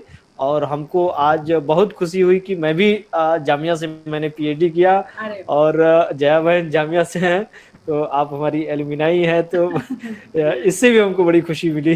नहीं, बहुत अच्छा है। और मेरा तो दिल्ली यूनिवर्सिटी से भी लगाव है, जामिया से भी उतना ही लगाव है, और ये सारे इंस्टीट्यूशन एक आपको गढ़ने में इनका जो योगदान है उसको भुला नहीं सकते। जी जामिया से मुझे बहुत मतलब कि मेरा जो अनुभव है जामिया में जब मुझे छात्र राजनीति की वजह से जामिया आना पड़ा बीएचयू छोड़ के, तो जब मैं जामिया में एडमिशन लिया तो लोग कई तरह की बातें कहे, लेकिन हमको जामिया में जितना जामिया ने प्यार दिया, जितना स्नेह दिया, और आज भी जामिया वाले जितना देते हैं उतना वाकई मैं बता रहा हूँ कि उतना प्यार तो बीएचयू ने भी दिया, इलाहाबाद यूनिवर्सिटी ने भी दिया, लेकिन उतना प्यार मतलब कि एक होता है ना कि एक के प्रति थोड़ा सा तो झुकाव होता है, तो जामिया के प्रति हमारा बहुत ज्यादा झुकाव रहता है। और जामिया से जब भी कोई आता है तो मैं बहुत अति उत्साहित हो जाता हूँ। तो ये जो बात आपने कही सुभाष जी, यही एक्सपीरियंस जामिया में मेरा भी रहा, और इसी पर मैंने अपनी फिल्म बनाई, डॉक्यूमेंट्री तलाश, जिसको मैंने नाम दिया कि 2-2.5 साल जामिया में मेरा कैसा एक्सपीरियंस रहा। आज जो एनवायरनमेंट है वो बिल्कुल अलग है। आज जो स्टूडेंट्स भी पढ़ रहे हैं उनके सवाल या उनके जहन ऐसा चीजें कर दी गई हैं कि कुछ चीजें उनके भी नेगेटिव कई चीजें के थॉट्स आए हैं। तो बहुत जरूरी है जब आप इंटरेक्ट करेंगे तब आप वाकिफ होते हैं कि जो बताया जा रहा है जो एक्चुअल है। तो जो मेरी तलाश जो फिल्म है वो वही था कि मेरा 2-2.5 साल कैसा एक्सपीरियंस रहा जामिया में, और मैंने क्या सवाल थे उन सवालों के तलाशते हुए क्या जवाब मुझे जामिया में मिले, मेरी फिल्म उसी पर है। वो आज भी दिखाई जाती है जामिया में। तो बहुत अच्छा लगा कि आप भी वहां से हैं और एक लगाव है वहां से, बहुत प्यार मिला है वहां पर, बहुत अच्छे लोगों से संपर्क है। और वहाँ के टीचर बहुत फैमिलियर होके रहते हैं। मतलब मेरे गाइड दुर्गा प्रसाद गुप्त थे, तो जब मैं सबसे पहले जाता था तो कहते थे कि क्या मंगाऊं, वेज बिरयानी या चिकन बिरयानी। तो पहले मुझे खाना खिलाते थे, फिर कुछ भी काम हमको कहते थे। मैंने तो रमजान के दौरान वहां पर, क्योंकि हम शूट वूट करते रहते थे, रात तक 8 साढ़े 8 क्लासेस चलती थी, तो अननोन लोगों के भी, मतलब कि जिन्हें मैं नहीं भी जानती, आप शूट करते हैं, मान लो मुझे एक टॉप एंगल शॉट लेना है और मैं किसी की छत पे मुझे जाना है, तो आपने एक लाइन की परमिशन ली, रमजान या शाम को 5 साढ़े 5 बजे जो रोजा खोलने का वक्त आता है, तो मैं गई हूँ, शॉट लिया, फिर उन्होंने बकायदा मुझे आइए आप बैठिए, तो वहां पर जो सब लोग बैठे हैं उसको रोजा खोल रहे हैं, तो आप नहीं जानते इतना प्रेम पूर्वक, इतना प्यार से वो बिठाते, वो खिलाते, तो वो प्रेम आप कैसे भूल सकते हैं। तो जो चीजें जो इंटरनेट की दुनिया पे जो फैली हुई है और जो आपने देखा है, जो अनुभव है, वो अलग है। तो जी। आप वही बताएंगे जो आपने अनुभव किया और चाहेंगे कि ज्यादा से ज्यादा उस लोगों को अनुभव, उन चीजों को अनुभव करेंगे, है ना? तो वैभव से मैं कहूंगा कि वैभव, चैट में कुछ लोगों के नाम आ गए हैं, तो नाम ले जी लें सर। वैभव। जी सर। मैम आपने एक मैं बीच में जिक्र करना चाहूंगा, आपने एक बात कही कि jack of all and master of none. जी और मैम आपकी पत्रकारिता देख के हमें लगता है कि jack of all and master of communication. इसी के साथ मैम जो सवाल कुछ बच्चों के हैं वो लेना चाहूंगा। जी पहले मैं रोशन का सवाल लेना चाहूंगा। रोशन, अपना सवाल पूछिए रोशन। नमस्कार मैम, रोशन पांडे हूँ मैं। मैम जैसा कि ना अभी आजकल हम देखते हैं जैसे कि एक इमेज बन चुकी है लोगों की कि हाँ ये कुछ लेफ्ट के चैनल हैं, कुछ राइट के चैनल हैं। और जैसे मैं रवि सर को ही फॉलो करता आया हूँ, तो उसमें मैं देखता हूँ कि रवि सर के साथ एक अलग ही मतलब कहानी चल रही होती है कि उन्हें कोई कहीं से पोक कर देता है कि जैसे कि अरे ये तो हमेशा विपक्ष का सपोर्ट करते हैं और सत्ता पक्ष से ज्यादा सवाल पूछे जाते हैं। तो मैम ये आपको भी मतलब किस लेवल तक फेस करना पड़ता है? जैसे कि कई बार ऐसा हो जाता है ना कि पर्सनली भी हमें बहुत इफेक्ट कर जाती हैं ये चीजें। तो मैम इसमें मैं आपकी क्या राय? पत्रकार को बहुत ही कहते हैं कि सेंसिटिव भी होना चाहिए और पत्रकार को अपनी चमड़ी मोटी भी रखनी चाहिए। वो इस तरीके से करना चाहिए क्योंकि अगर आपको पता है कि आप अपने काम के प्रति ईमानदार हैं और पत्रकारिता को अगर मीडिया को जो है चौथा स्तंभ कहा जाता है, वो यूं ही नहीं कहा जाता। आप एक कहीं ना कहीं सत्ताधारी पक्ष को एक रिस्पॉन्सिबल बनाते हो और ये आपकी रिस्पॉन्सिबिलिटी है कि सवाल पूछ के आप उनको रिस्पॉन्सिबल बनाओ। तो अगर मैं यहाँ किसी का नाम या कुछ नहीं कहना चाहूंगी, एक बीइंग जर्नलिस्ट मैं कहूंगी कि अगर सवाल जहाँ पर सत्ताधारी पक्ष है, फैसले लेने और निर्णय लेने और नीतियां बनाने की जिम्मेदारी जनता ने उनको दी हुई है और उसमें कोई खामी है या उसकी वजह से कोई परेशानी है या उसकी वजह से कुछ बेहतरी हो रही है, तो सवाल तारीफ हो चाहे निंदा हो वो उन्हीं से पूछा जाएगा। विपक्ष का जो काम है, विपक्ष से जो सवाल पूछे जाएंगे कि आप कहाँ थे जब, विपक्ष कहाँ था जब ये सब प्राइस वो हो रहा था, आपने क्यों नहीं कहा, क्यों खामोश बैठे थे, वो उनके सवाल उनसे पूछे जाएंगे। तो किसी को ये कहना कि एक इस माइंडसेट का है कि वो सिर्फ सत्ताधारी पक्ष के खिलाफ ही शोज करते हैं, वो कहना गलत है। पत्रकार का काम है सवाल पूछना और वो किया जाता है। और मैं खुशनसीब हूँ, अपने आप को बहुत ही खुशनसीब मानती हूँ कि मुझे एनडीटीवी जैसे चैनल में काम करने का मौका मिल रहा है। और सबसे अच्छी बात यह है कि यहाँ कोई दबाव नहीं है। अगर आपको सवाल पूछना है तो आप खुलकर सवाल पूछिए, वो सत्ता में है, वो विपक्ष में है, वो कोई हो। कोई हमें आज तक किसी ने नहीं कहा कि भाई आपको इनसे हल्का सवाल पूछना है, इनसे ऐसा सवाल पूछना है। नहीं, आपके मन में जो सवाल है आप खुलकर पूछिए, क्योंकि आपको माना गया है कि आप एक रिस्पॉन्सिबल इंसान है। आपको एक संस्थान में जब रखा गया है तो आपको भरोसा जताया गया, तो आप उतना ही रिस्पॉन्सिबिलिटी से आपको बिहेव भी करना होता है। जी अनमोल, अब आप अपना प्रश्न कीजिए। हेलो मैम, मैं अनमोल हूँ, अनमोल कुमार। एक लड़का जो अभी फर्स्ट ईयर में है, अभी डीएसजे में फर्स्ट ईयर में है, जर्नलिज्म कर रहा है फर्स्ट ईयर में, पर वो अपना फ्यूचर जर्नलिज्म में बनाना चाहता है और स्पेसिफिकली न्यूज़ एंकरिंग में, क्योंकि उसको लगता है कि जर्नलिज्म वर्ल्ड को अभी अनमोल की ज़रूरत है, उसकी ज़रूरत है उस लड़के की। और वो जर्नलिज्म में भी स्पेसिफिक चैनल एनडीटीवी में ही अपना करियर बनाना चाहते हैं, क्योंकि वो एक चीज़ समझ गया है कि आज़ादी जो जर्नलिज्म की जिस लेवल की एनडीटीवी देता है वो कोई और चैनल नहीं देता। बहुत से लोग कहते हैं कि ये तो सिर्फ बीजेपी को क्वेश्चन करते हैं या सिर्फ बीजेपी की ही बुराई करते हैं, तो वो लोग फिर 2014 से पहले की रिपोर्ट नहीं देखते हैं कि वो पहले मनमोहन सिंह की भी उतनी ही खिंचाई करते थे जितनी वो आज नरेंद्र मोदी या बीजेपी पावर सत्ताधारियों की कर रहे हैं। तो वो चीज़ का आइडिया उसे आ चुका है, तो वो अभी से ऐसा क्या कर सकता है कि वो अपना करियर जर्नलिज्म का एनडीटीवी में बना सके, स्पेसिफिकली एनडीटीवी में। देखिए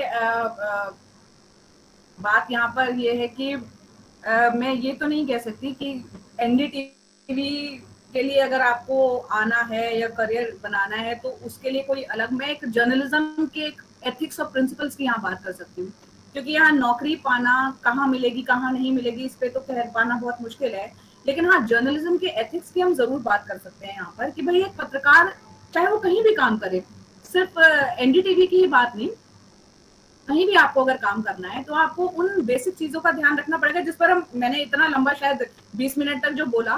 कहने का मतलब ये आपके अंदर सेंस ऑफ एथिक्स, आपके अंदर खुद से आप पढ़ाई के दौरान आपको क्योंकि इस अगर आप 18 प्लस में अगर वोटिंग राइट आपको मिलता है तो आप इतने समझदार और आपके गुरुजन आपके आसपास होते हैं आपको मतलब मार्गदर्शन देने के लिए, इतने समझदार आप बन जाते हैं जब आप पत्रकारिता करके निकलते हैं कि क्या सही है क्या गलत है, आपको पता होता है ना। तो आप उन भावनाओं में जो आसपास चीजें फेक भी फैलाई जाती हैं उसमें ना होकर आप खुद से भी जज कर सकते हैं। वही मैंने बात कही, जब आपको हमारे मुल्क में 18 प्लस में जब अधिकार मिल जाता है वोटिंग का तो आपको ये माना जाएगा कि, और बाकी अगर आप पत्रकारिता और टेलीविजन की उसकी खास तौर से बात कर रहे हैं तो एक कॉन्फिडेंस होना बहुत जरूरी है। आपको पता होना चाहिए आप बोल क्या रहे हैं, उसका इम्पैक्ट क्या होगा।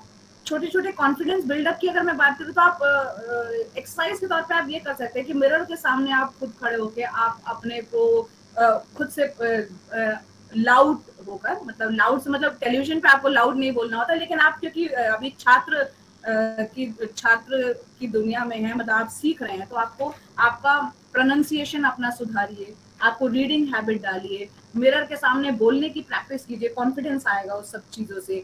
जितने आसपास सेमिनार्स कल्चरल इवेंट्स होते हैं उनमें पार्टिसिपेट करिए। तो एक पत्रकार जब आप बनते हैं तो ये आपकी पर्सनैलिटी को बढ़ने में काम आता है और फिर आप एनडीटीवी हो या कहीं भी अच्छे संस्थान में काम कर सकते हैं।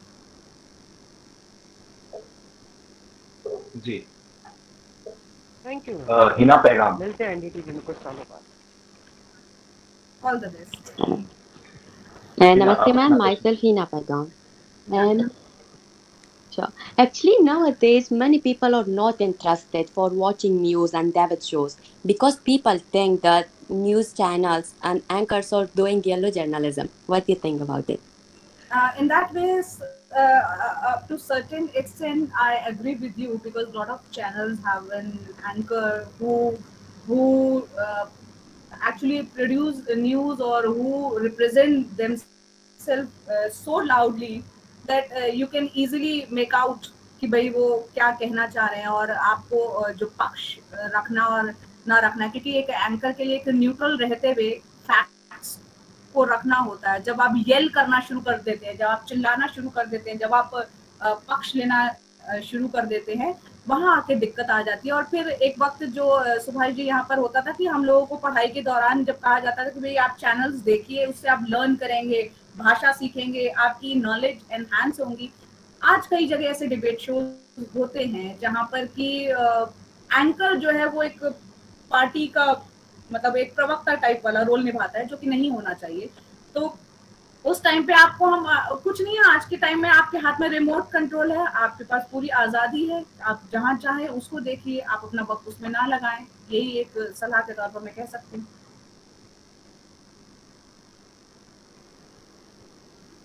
जी अनुराग जी, सबसे पहले मैम आपको धन्यवाद और पूरे एनडीटीवी को धन्यवाद, एनडीटीवी के टीम को कि पत्रकारिता के एक जमीर को अभी तक जिंदा रखे हैं और लड़ते जा रहे हैं।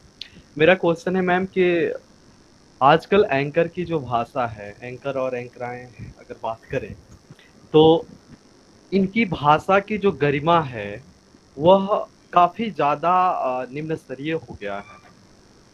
जो हम और हमारे जैसे या फिर हमारे से जो जूनियर हैं, जो इन तमाम अभी तक हमारे जूनियर जो बात कर रहे थे, जब ये यही तो सीखेंगे ना, तो इन सभी के बीच में एक अच्छा जर्नलिज्म अपने आप के रूप में एक अच्छा एंकर बनना कितना मुश्किल होता जा रहा है आने वाले समय के लिए। ये बहुत ही अच्छा सवाल अनुराग आपने करा है, क्योंकि जब आप ये देखते हैं कि आपको उन लोगों से कम्पीट करना है जहाँ काफी हद तक आई कैचिंग बॉल्स, जहाँ पर आप पता है कि वहाँ लोग देखेंगे उनको। लेकिन अच्छी बात यह है क्योंकि मैं बार बार मैं इस बात के लिए शुक्रगुजार रहूंगी क्योंकि एनडीटीवी एक ऐसा एनवायरनमेंट आपको देता है वहाँ पर कि आपको चीखने, चिल्लाने, येल करने की जरूरत नहीं है। आप अपनी बात को सौम्य तरीके से और फैक्ट्स के साथ, हाँ फैक्चुअली करेक्ट होना चाहिए। हमारे यहाँ कोई इस तरीके का दबाव नहीं होता कि आपको सबसे पहले खबर दिखानी है, वो दबाव नहीं, आपको सही खबर दिखानी है, ये जरूरी है। क्योंकि आप गलत दिखा के सॉरी फील करके उस खबर को वापस लें, उससे बेहतर है आप 2 मिनट 3 मिनट 5 मिनट देरी से चलाएं, कोई दिक्कत नहीं है। हम उन कंपटीशन में नहीं पढ़ते हैं। तो वो वाला जो दबाव जो है उस तरीके वाला कि भाई वो शायद और चैनल्स में जो आपस में एंकर्स काम करते होंगे वहां पर होता होगा, यहाँ दबाव उस तरीके का हमारे पास नहीं होता। हाँ, अपनी चीजों में ब्रेकिंग का जो दबाव है वो तो हमेशा ही रहेगा, कब कौन सी खबर आ जाए और उसके लिए, और जो शब्दों की आपने मर्यादा और उसकी बात की, हमारे लिए तो हम इतना हर चीजों का ध्यान रखना होता है हम लोग की, इस तरीके के एनवायरनमेंट ऐसा है एनडीटीवी का कि अगर आप मौसम की बात कर रहे हैं तो कहाँ आशंका शब्द का इस्तेमाल करना है, कहाँ आसार यूज करना है, क्योंकि आसार में एक उम्मीद भी झलकती है, आशंका में थोड़ा भाई तूफान आने की आशंका है। तो हम तो छोटी सी चीज में भी बहुत संयम से और बहुत सोच समझ के बोलते हैं। तो वो चीजें, वो जो कंपटीशन है, हम उस कंपटीशन के फेर में पढ़ते नहीं है, तो वो वाला दबाव हमारे पर है नहीं। हमें पता है हमें क्या किस तरीके से वो भाषा का प्रयोग करना चाहिए भी। जी okay ma'am, thank you. Shoaib Khan. Hello ma'am, 2 सवाल है मैम मेरे। पहला सवाल तो अनुराग से रिलेटेड है। इन्होंने पूछा अभी कि मतलब क्या मतलब अभी इस बात की गुंजाइश बची है कि बगैर लाउडली, बगैर मतलब चिल्लाए, बगैर मतलब कोई एंकर या एंकरा मतलब अपनी बात को कह सकती है बहुत सहजता से? क्योंकि मैं जब मतलब अपने घर में न्यूज़ सुनता हूँ तो मेरे मम्मी और डैडी दोनों अनपढ़ है, तो मैं जब भी किसी भी एंकर की न्यूज़ चलाता हूँ तो कहते हैं वो कि इसको बंद कर दीजिए, कोई फायदा नहीं है, चिल्ला रहे हैं। एक सवाल तो है, बगैर सहजता से मतलब बगैर चिल्लाए हुए एंकर अपनी बात को कह सकता है, क्या ये संभावना अभी बची है पत्रकारिता में? दूसरा सवाल ये है मैम कि एक परंपरागत पत्रकारिता की अगर हम बात करें तो एक पत्रकार का काम होता है कि वो खबर को खबर की तरह पेश कर दे बगैर मसाले के। लेकिन जब कोई पत्रकार ग्राउंड लेवल पे जाता है, जमीनी लेवल पे जाता है, वहां से जो चीजें ऑब्जर्व करता है, वहां से जो महसूस करता है, यानी उस फील्ड में उसने जो मतलब सारी परेशानियां झेली हैं, वो अब मतलब क्या ये गुंजाइश अब बची है कि अब वो पत्रकारिता में वो अपनी जो चीजें उसने महसूस की है वो उसको बता सके? सिर्फ खबर नहीं, मतलब वहां से जो उसने ऑब्जर्व किया है, दुख हो, दर्द हो, कुछ भी हो, वो उसको बता सके। क्या इसकी गुंजाइश अब बची है? ये 2 सवाल है मैम। जी अच्छा, एक चीज मैं बीच में इंटरप्ट कर रहा हूँ। जैसे कुछ छात्र अभी शोएब ने भी कहा, अनमोल ने भी कहा, एंकर और एंकराएं। अब आप लोग जेंडर को लेकर के वो मत कीजिए, एंकर पर्सन। बिल्कुल सुभाष जी, आप ये शायद हाँ, आपने अपने एरिया में, अब क्योंकि दूसरी बार ऐसा हुआ था तो मैं भी ये बात बोलती। एंकर नहीं पर्सन सर, हमारा मतलब वो नहीं था सर, ये मैनेजर मत जनरल लैंग्वेज में आ रहा है ना बात, तो इस वजह से कह देते हैं। नहीं सर, हमारा मतलब वो नहीं था सर, मैं बिल्कुल आपकी बात समझ गया। क्योंकि अब क्या है कि अब महिला आजादी की बात कर रहे हैं, माफी चाहता हूँ सर मैं। हाँ, तो एंकर पर्सन कहिए। पत्रकार होता है चाहे मेल हो फीमेल हो। और जहाँ तक आपका ही सवाल है कि आज के टाइम में क्या हम बिना चीखे चिल्लाए काम नहीं कर सकते, तो आप एनडीटीवी देखते हैं, हम बिना चीखे चिल्लाए काम करते हैं, अपनी बात रखते हैं। मुझे नहीं लगता कि उसमें कोई कठिनाई किसी को भी आनी चाहिए। दूसरा सवाल आपने शोएब क्या पूछा था कि आप फील्ड में जब जाते हैं रिपोर्टर, तो सबसे अच्छी बात यह है कि एनडीटीवी जो है वो एक रिपोर्टर ड्रिवन चैनल है। जो ग्राउंड में जो हमको दिखता है, ग्राउंड में जो रिपोर्टिंग, आप हमारे चाहे सोहित मिश्रा हो मुंबई से, चाहे अनुराग द्वारी हो हमारे मध्य प्रदेश जो कि खुद जामिया से हैं, हम बैचमेट भी रहे हैं अनुराग द्वारी, चाहे कमाल जी लखनऊ से अब तो नहीं है, सौरभ शुक्ला है, या हमारे पास जितने रिपोर्टर्स है, परिमल कुमार है, रविश रंजन शुक्ला है, शरद शर्मा है, तो हम लोग ग्राउंड रिपोर्टिंग में विश्वास रखते हैं और वो करते हैं। और वो लोग जो अनुभव करते हैं ग्राउंड से, उन्होंने जो देखा होता है, आंखों देखा हाल, जनता उन्हें जो बता रही होती है वो आके वो बताते हैं। तो एंकर यहाँ अपनी मर्जी से नहीं बोलता है, एंकर हो रिपोर्टर हो, एक फील्ड वर्क होता है। और यहाँ पे एक अच्छा एंकर की एक बहुत बड़ी एक भूमिका इस सवाल के जरिए, बल्कि कहने का, अब इस पर जिक्र करने का मौका मिला है कि एक अच्छे एंकर की पहचान होती है कि जो फील्ड में जो है, जो रिपोर्टर है, उसको ऑन एयर थोड़ा ज्यादा टाइम देना चाहिए। और हम मतलब मैं पर्सनली कहूँ तो मैं बहुत देती हूँ, क्योंकि जर्नलिज्म के जो वो बेसिक रूल्स कहते हैं ना, 5W1H है ना, तो वो एक रिपोर्टर जो ग्राउंड में होता है वो बहुत बेहतरीन तरीके से जानता होता है। उसने बहुत कुछ अनुभव किया होता है, वहाँ ऑफिशियल से बात की होती है, जनता से बात की होती है, तो वो जितना बेहतर बता सकता है वो स्टूडियो में बैठा हुआ एंकर, क्योंकि वो वहाँ मौजूद नहीं है। अगर वो खुद फील्ड में जाएगा तो एक अलग बात है, वो वहाँ मौजूद नहीं है। तो वो एक स्पेस जो आपको रिपोर्टर को देना चाहिए, एक एंकर के तौर पे अगर मैं कहूँ तो वो देना चाहिए, और वो हम कोशिश करते हैं, देते भी हैं। और ऐसा नहीं है, आज के टाइम में भी हम वैसी ही पत्रकारिता कर रहे हैं जहाँ पर कि ग्राउंड रिपोर्टिंग होती है ना। अगर गंगा में लाशें बहती हुई दिख रही हैं तो हम वो दिखाते हैं, उसमें कहाँ दिक्कत है। जो सच्चाई है, तस्वीरें झूठ नहीं बोलती हैं, है ना। तो वो आज हम तो दिखाते हैं इस चीज को। बाकी जगह वहां पर क्या होता है उसका कहना थोड़ा मुश्किल है। जी मैम, थैंक यू। जी अच्छा, सहानुभूति और ये लोग 3-4 लोग हैं, चूंकि जया बहन को वो जाना भी है जी। तो छोटा सवाल पूछिए, टू दी पॉइंट, फटाफट जी। और जरूरी हो तो 2-2 सवाल ले ले, 2-2 लोग हैं। हेलो, मेरा नाम सहानुभूति है। तो मैम, मेरा सवाल ये था कि आज के दौर में न केवल स्किल्स इम्पोर्टेंट है एक एंकर बनने के लिए या जर्नलिस्ट बनने के लिए, बल्कि अपीयरेंस भी बहुत इम्पोर्टेंट, बहुत मायने रखती है, specially for female if they want to, they are aspiring anchors, I feel so right. तो आपको क्या लगता है ये कितना इम्पैक्ट डालती है हमारी सिलेक्शन में, या फिर क्या ये इम्पोर्टेंट है या ऐसा कुछ नहीं है? कुछ जगह मैं देखती हूँ कि क्राइटेरिया शायद ऐसा रख दिया गया है कि फीमेल एंकर्स हैं तो अप टू सर्टेन एज, उसके बाद वो एंकर नहीं, वो कुछ और काम में वो। लेकिन थैंकफुली अब मैं क्या कहूँ, बार बार जिक्र एनडीटीवी का इसलिए आ जाता है क्योंकि वो एक अच्छा प्लेटफॉर्म पे टचवुड काम कर रहे हैं। तो यहाँ पर तो ऐसा कुछ नहीं है यहाँ पर। और जहां तक आप एंकरिंग जब आप कर रहे थे तो आपको हाँ इन चीजों का ध्यान रखना चाहिए कि ड्रेसिंग सेंस की जो बात है, बहुत ही आपको एक प्रोफेशनल, आपको पता है कि आपको दुनिया देख रही है। और आप ये भी मानिए कि अगर हम पाकिस्तान की खबर दिखा रहे हैं, मैं पाकिस्तान का सिर्फ जिक्र कर रही हूँ, या यूक्रेन की खबर दिखा रहे हैं या कोई भी, क्योंकि ये बाहर भी देखा जा रहा है चैनल, और आप जो भी पहन के बैठे हैं, ऐसा ना हो कि आप न्यूज एंकरिंग कर रहे हैं तो आप किसी का सारा ध्यान जो है उस चीज पे चले जाए, अरे मैम ने इयररिंग्स बड़े अच्छे पहन रखे यार, ये आपका न्यूज से ध्यान हट जाएगा। तो एक प्रोफेशनल वही होता है, क्योंकि कैमरे के आगे जब आप वर्क करते हैं तो उसमें कुछ कलर्स होते हैं वो बहुत ब्राइट लगते हैं, कुछ कलर जो है बहुत डल लगते हैं। तो एक जब आप काम करते हैं उस दौरान आपको बता दिए जाते हैं, आपको पता चल जाता है, आपको उस तरीके के शेड, उस तरीके के कपड़े, उस तरीके की चीजें, उस तरीके से प्रेजेंट आपको नहीं करना चाहिए कि आपका जो फोकस जो है वो लोगों का आपकी न्यूज पे ना होकर वो आप पर चले जाए। और जहां तक ये बात है कि एक एस्पायरिंग एंकर या आगे उसके लिए, तो लुक्स से ज्यादा जरूरी है आपकी भाषा शैली, आपकी नॉलेज कितनी है, आपका कॉन्फिडेंस कितना है, आप ब्रेकिंग न्यूज या बाकी चीजों को कितना अच्छे से हैंडल कर सकते हैं। वो बाकी लुक्स जो है वो एक एडिशनल, सोने पे सुहागा, अगर ना भी हो तो कोई फर्क नहीं पड़ता, आप प्रेजेंटेबल अच्छे से अपनी बात कहने वाले होने चाहिए। लुक्स फॉर मी और आई थिंक डजंट मैटर। और ऐसा नहीं है कि लुक्स ही एक क्राइटेरिया होता है। आप बाकी चीजें नहीं जानते हो, लुक्स रख के क्या कर लेंगे आप, अगर बाकी चीजें हैंडल नहीं कर सकते हैं तो वो चीज, ऐसा नहीं है कि पत्रकार बनने के लिए आपके लिए लुक्स होना बहुत जरूरी है, टेलीविजन में आने के लिए नहीं। हाँ, प्रेजेंटेबल होना जरूरी है, आप तलफ्फुज आपका अच्छा होना चाहिए, आपको पता होना चाहिए प्रोनाउंसिएशन किसका क्या होता है।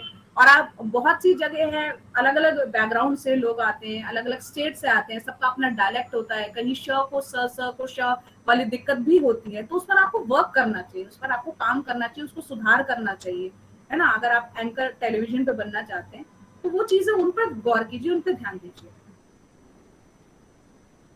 Thank you ma'am. जी, अब अरमान। नमस्ते जया मैम, मैं अरमान हूँ, जामिया मिलिया इस्लामिया से हूँ। और सब नो डाउट जो एनडीटीवी आज के दौर में जो पत्रकारिता कर रहा है वो बाकी सबसे बहुत अलग है, आपकी भाषा बहुत अच्छी है, नो डाउट। तो मैं जब अपने गांव पश्चिमी चंपारण से यहाँ पे दिल्ली आ रहा था तो एक अंकल मिले, बहुत एजेड हैं, वो शिक्षक है सरकारी स्कूल में।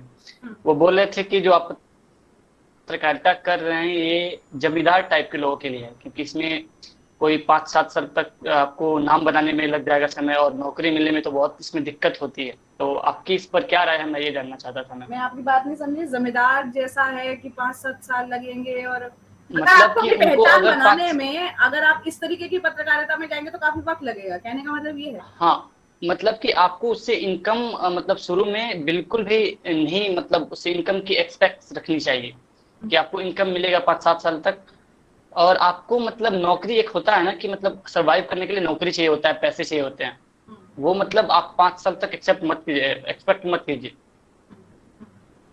देखिए पहली बात तो 2 अलग-अलग चीजें हैं। अगर आप तो पत्रकारिता में आना चाह रहे हैं तो सिर्फ अगर पैसा कमाना या फिर 9 to 5 वाला जॉब वाला एंगल की, और या फिर बहुत जल्दी आपको पहचान मिल जाना, अगर सिर्फ यही दिमाग में आपका क्राइटेरिया होगा तो शायद बन तो जाए लेकिन लॉन्ग टर्म नहीं चल पाएंगे फिर आप, है ना। तो वो जरूरी है कि भाई खिचड़ी में जितना घी डालोगे उतनी स्वादिष्ट बनेगी, जितनी आप मेहनत, जितना आप संघर्ष करोगे उतना ज्यादा निखार आएगा, वही बात है। तो आपको थोड़ा वक्त लग सकता है। अगर मैं टेलीविजन एंकर बनी हूँ तो मुझे एंकरिंग का बहुत ज्यादा लंबा अनुभव नहीं है, 6-7 साल हुए हैं, और मेरा 16-17 साल का एक्सपीरियंस, तो 10 साल मैंने अपने आप को झोंका है। मैंने हिंदी टाइपिंग प्रैक्टिस से लेकर मैंने एक शो को इंडिपेंडेंटली स्क्रिप्टिंग और प्रोड्यूस करना तक सीखा है, लर्न किया है। वो चीज, वो आपने विधा को सीखना और वो पेशेंस रखना बहुत जरूरी है। आज जो आपको टेलीविजन पे दिखाई देते हैं उसके पीछे बहुत कड़ी मेहनत है, बहुत कड़ी मेहनत है। रोज सुबह 4 बजे उठ के आप जो 7 बजे न्यूज पढ़ते हुए आप देखते हैं तो शुरुआत 4 बजे से हो चुकी होती है हम लोगों की, है ना। तो वो ऐसा नहीं है कि वो मैगी नहीं है, एक्चुअली जर्नलिज्म मैगी नहीं है। 2-2.5 मिनट में तो खैर मैगी भी नहीं बनती है। कहने का मतलब आपको बहुत संघर्ष, और आप ये मान के चलिए आपको वक्त लगेगा। अगर आप जिस मुकाम पे पहुंचना चाहते हैं उसके लिए आपको संयम और संघर्ष दोनों ही जरूरी है। जी अच्छा जया बहन, मैं अनुमति लेना चाहूंगा, अभी 3-4 सवाल हैं। जी जी जी, तो फटाफट आपको से। देर तो नहीं हो रही है? बस आप मुझे 5 मिनट और मैं आप लोगों के साथ रहना चाहूंगी। अच्छा ठीक है, तो मैं आखिरी सवाल किसका ले लूं? शुभम और शिवांक, उद्देश्य तीनों लोग एक साथ पूछ लीजिए। पहले शुभम। मैम नमस्कार, मेरा नाम शुभम कुमार है।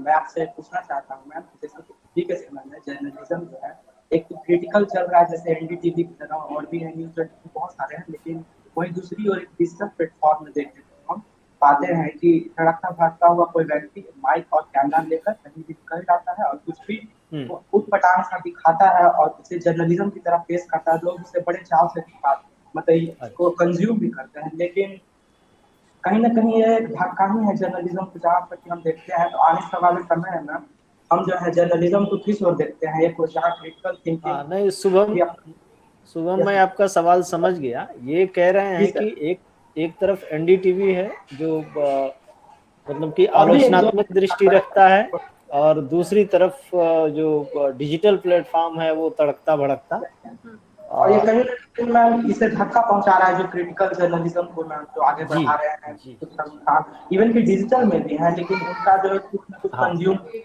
कंजप्शन लोगों का बिगाड़ रहा है, टेस्ट लोगों का बिगाड़ रहा है धीरे धीरे जर्नलिज्म को लेकर, और वो एक संदेहास्पद रूप से देखते हैं। जी तो ये शुभम देखिए, ये इसलिए बहुत जरूरी है आजकल, बल्कि कई प्लेटफॉर्म हो गए हैं आजकल तो, सोशल मीडिया प्लेटफॉर्म, जिसमें कि ये तो खैर हम इस चीज को कंट्रोल तो नहीं कर सकते कि कौन कैसी पत्रकारिता कर रहा है। आप सिर्फ अपनी ही रिस्पॉन्सिबिलिटी ले सकते हैं, आप क्या कर सकते हैं, समाज को क्या दे सकते हैं और क्या सही है गलत है वो आप फैसला कर सकते हैं, और ज्यादा से ज्यादा ऐसे लोगों को जोड़ सकते हैं। इस तरीके के सेशन जो आज हो रहे हैं वो कर सकते हैं।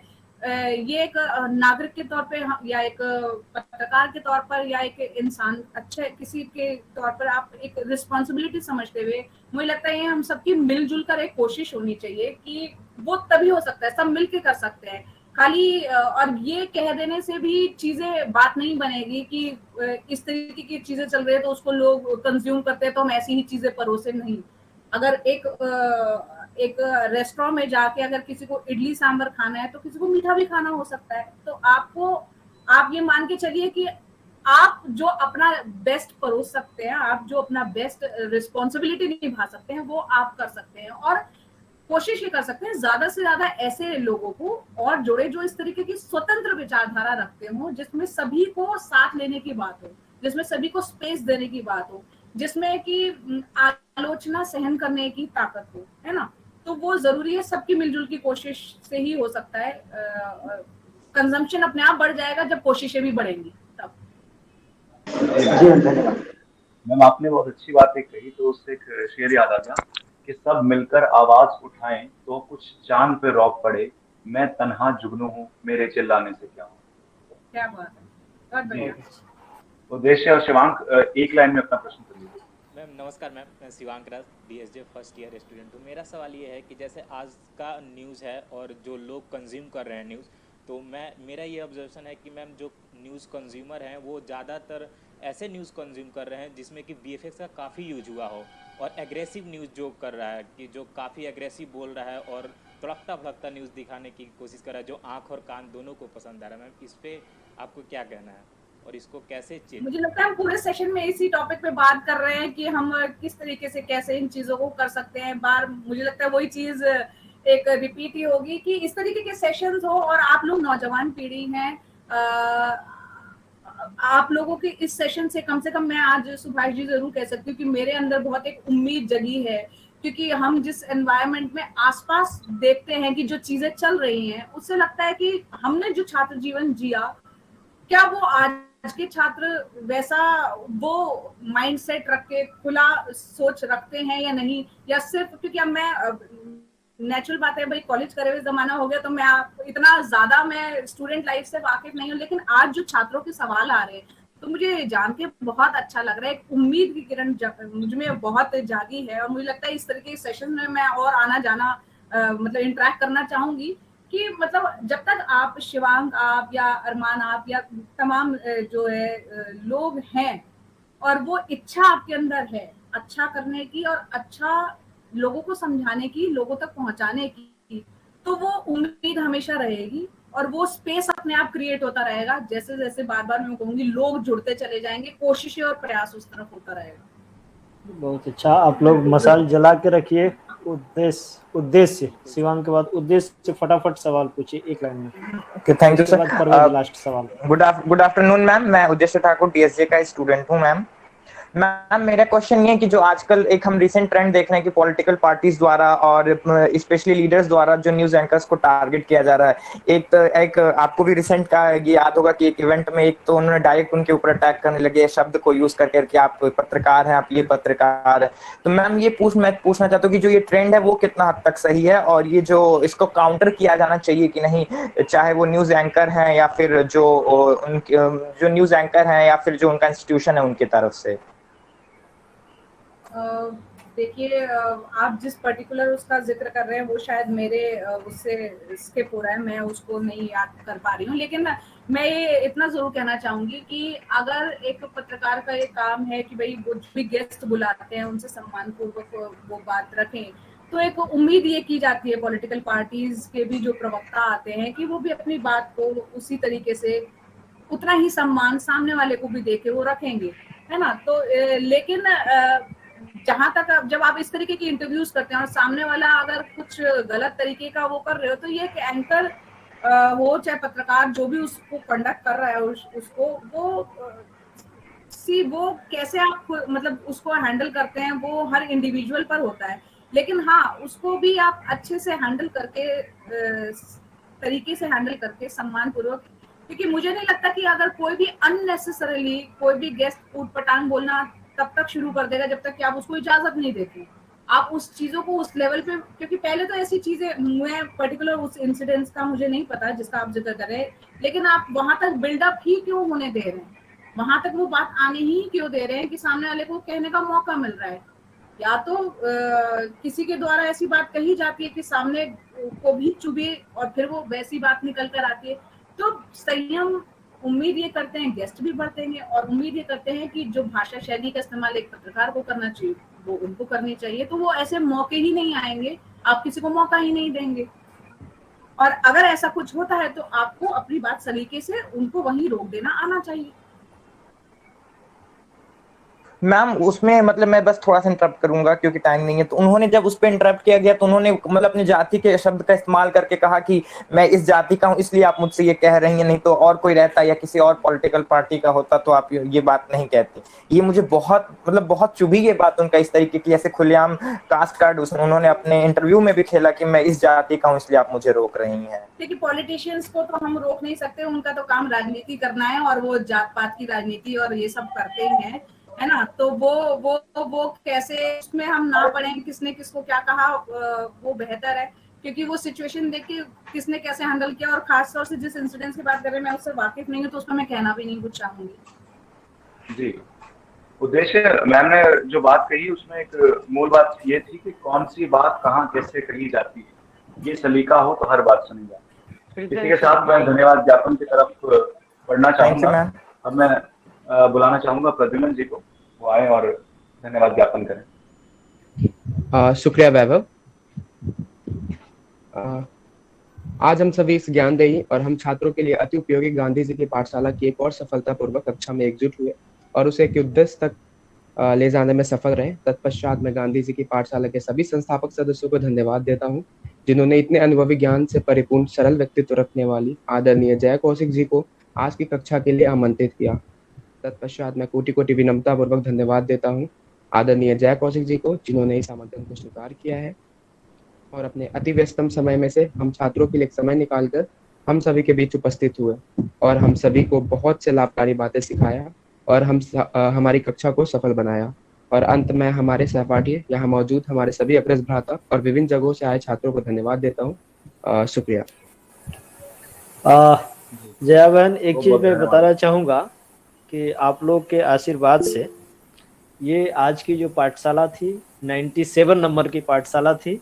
हम लोग जल्दी ही 100